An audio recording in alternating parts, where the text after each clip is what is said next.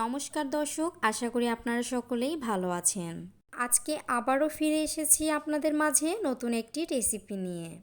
আজকের রেসিপিটি হলো কাঁচকলা দিয়ে ইলিশ মাছ রান্নার রেসিপি। আশা করি নতুন রাঁধুনিদের জন্য উপকার হবে।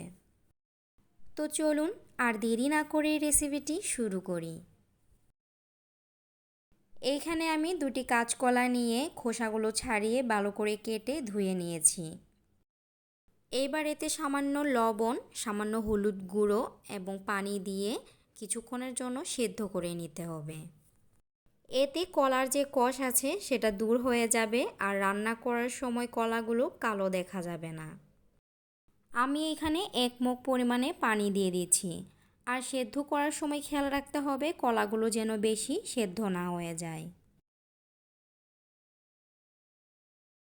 কলাগুলো কিন্তু সেদ্ধ হয়ে গিয়েছে। এই পর্যায়ে আমি পানিটা ফেলে দিয়ে কলাগুলো নামিয়ে নিব।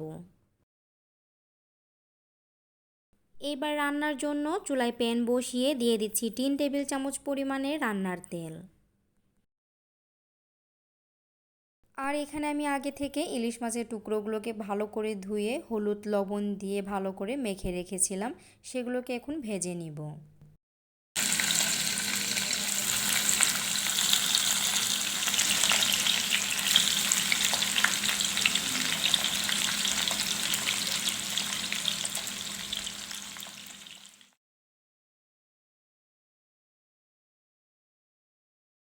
তো এক পাশেরগুলো ভাজা হয়ে গেলে উল্টিয়ে আরেক পাশেরগুলোকেও একইভাবে ভেজে নিতে হবে।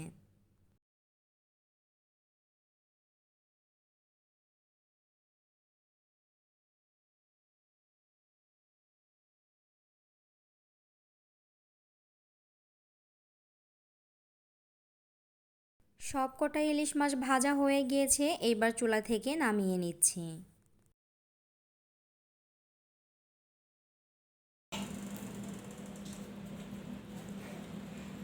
তারপর একই তেলের মধ্যে দিয়ে দিচ্ছি হাফ কাপ পরিমাণে পেঁয়াজ কুচি। এবার পেঁয়াজগুলোকে সফট না হওয়া পর্যন্ত ভেজে নিব।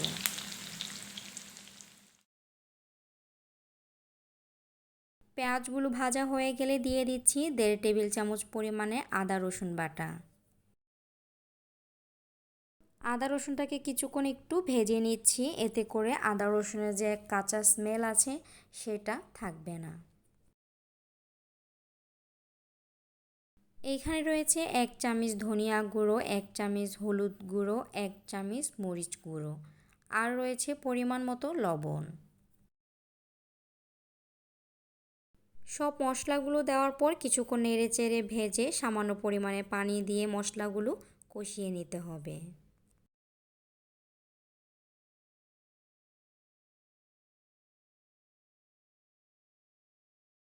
এবার মশলাগুলো যতক্ষণ পর্যন্ত কষানো না হচ্ছে ততক্ষণ পর্যন্ত একটু অপেক্ষা করতে হবে।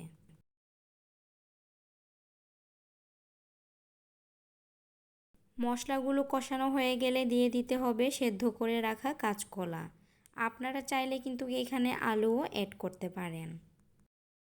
আমি এখানে মাত্র 2টি কাঁচকলা দিয়ে ইলিশ মাছ রান্না করেছি, আপনারা চাইলে 3টা বা 4টাও দিতে পারেন। এবার ঢাকনা দিয়ে দিচ্ছি, কিছুক্ষণ কষিয়ে নিব।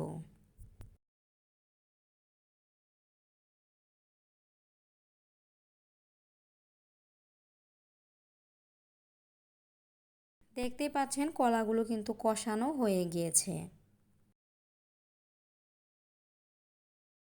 তো কিছুক্ষণ নেড়ে চেড়ে নেওয়ার পর এবার পরিমাণ মতো পানি দিয়ে দিচ্ছি। অর্থাৎ আপনারা যতটুকু ঝোল খেতে পছন্দ করেন সেটার উপরে নির্ভর করে পানির পরিমাণটা কমিয়ে বাড়িয়ে দিতে হবে। পানি দেওয়ার পর এবার কিছুক্ষণ নেড়ে চেড়ে দিয়ে দিব কেটে রাখা 6টি কাঁচামরিচ। আবারও ঢাকনা দিয়ে যতক্ষণ পর্যন্ত না বলক না আসছে ততক্ষণ পর্যন্ত অপেক্ষা করতে হবে।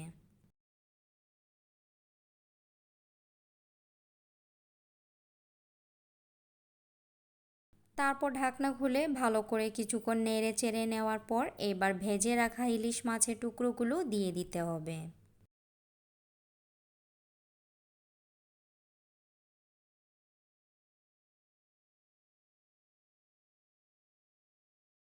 তো তো মাছের টুকরোগুলো দেওয়ার পর আবারও ঢাকনা দিয়ে দিচ্ছি। এবার যতক্ষণ পর্যন্ত না রান্না না হচ্ছে ততক্ষণ পর্যন্ত অপেক্ষা করব। তো দেখতে পাচ্ছেন রান্না পুরোপুরি হয়ে গিয়েছে, আর এরই মাঝে আমি ঢাকনা খুলে একবার নেড়ে চেড়ে দিয়েছিলাম। এবার সামান্য পরিমাণে ভাজা জিরা গুঁড়ো উপরে ছিটিয়ে একবার হালকা করে নেড়ে চেড়ে চুলা থেকে নামিয়ে নিব।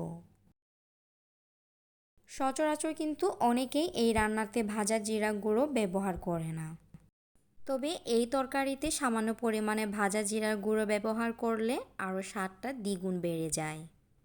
আমার এই রেসিপিটি ফলো করে অবশ্যই বাসায় রান্না করবেন, দেখবেন স্বাদটা অন্যরকম পাবেন। এবার চুলা থেকে নামিয়ে পরিবেশন করার পালা। তো দর্শক, আশা করি বরাবরের মতো আজকের এই রেসিপিটিও সকলের কাছে ভালো লেগেছে। আমার এই রেসিপিটি ভালো লাগলে অবশ্যই আমার চ্যানেলটিকে সাবস্ক্রাইব করে পাশে থাকা বেল বাটনটা ক্লিক করে সাথেই থাকুন। সকলেই সুস্থ থাকবেন।